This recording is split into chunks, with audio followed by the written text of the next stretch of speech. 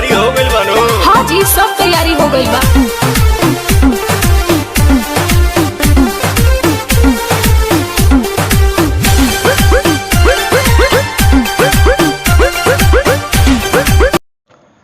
नमस्कार दोस्तों, मैं आपका दोस्त विश्वम्भर पांडे और आप देख रहे हैं यश न्यूज भोजपुरी। हमारे भोजपुरी के trending star superstar Pawan Singh ji का एक धमाकेदार डेब्यू सॉन्ग आ गया। बहुत ही प्यारा सॉन्ग है। सॉन्ग का टाइटल है सातों बहिनियाँ ऐली।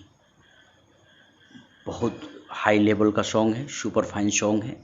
यह सॉन्ग वेब म्यूजिक से 25 सितंबर को शाम 5 बजे रिलीज होने वाला है। इस सॉन्ग का राइटर अरुण बिहारी जी और म्यूजिक से सजाया है छोटू रावत ने। इसमें हमारे भोजपुरी की 2 एक्ट्रेस दिखेंगी और इस सॉन्ग में हमारे पवन सिंह जी का मधुर आवाज़ है। तो आप लोग तैयार रहें, देखना ना भूलें। 25 सितंबर को वेब म्यूजिक पर जाकर इस गाने को ढेर सारा दुलार प्यार दीजिए।